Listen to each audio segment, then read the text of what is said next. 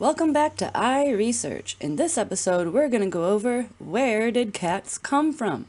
How did we end up with this cute little creature in our houses? So let's go back to a long time ago. Like I'm talking 75 million years long ago. How long ago was that exactly? Well, this is a time when dinosaurs were still alive. This is 10 million years before the extinction of the dinosaurs. The last 100 million years before this, the continents had been breaking away from Pangaea, pushed by the moving tectonic plates. The mammals and dinosaurs that had once evolved from one place on this supercontinent called Pangaea had now been separated from their main home, each group stuck on their continent, destined to evolve in very different climates and environments from one another, which will eventually lead to the diversity we have in the animal kingdom today. So, in the middle of Pangaea breaking up, the extinction of animals begins. On top of the breaking up of the continent and the introduction to new climates, there was a major impact of a meteor hitting Earth, and it made the air all dirty, and this caused a lot more animals to die off, including the dinosaurs.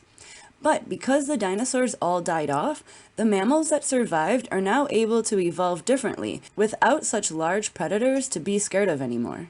So let's go back to 75 million years ago, before the extinction, and go over the changes that happened. So there were these animals that we now call Epitheria. This was a group of animals that were the very first cat-like animals that we recognize today that had branched off of the rodent-like animals from the Jurassic period. Roaming on the ground and in trees, they were the predecessor to our dogs and cats today. Scientists believe that they looked something like this.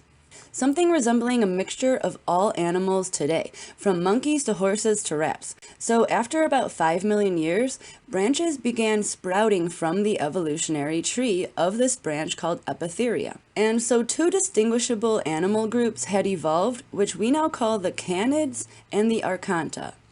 We're going to focus on the canids. The archonta stayed in the trees for a much longer time as they evolved, and the canids evolved on the ground. Archonta evolved to what we now know as the ape group. But canids?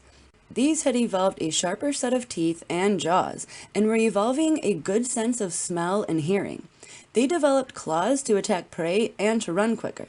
Still able to climb trees, thanks to the help of claws, they roamed more and more on land, and some even left the cover of trees and began migrating into open land and mountain ranges.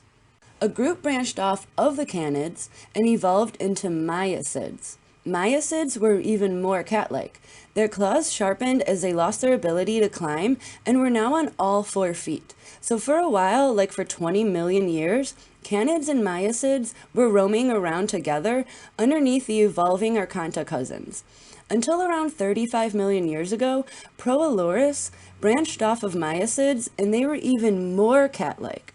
And for the next 30 million years, these more evolved cat and dog mammals had a pretty good run on Earth.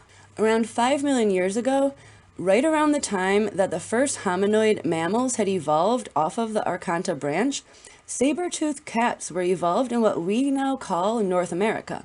And North America at this point was covered in ice and water. At the same time, other wildcats had emerged from other branches of maiacids all around the world, all resembling the same features and characteristics of their ancestors. Now, these wildcats roamed for nearly 6 million years, until ancient humans and their newly civilized communities, like the Egyptians, began domesticating them by feeding them and rewarding them when they caught rodents. The companionship between cat and human became more reliant as well, and this began the domestication of the cat we know today.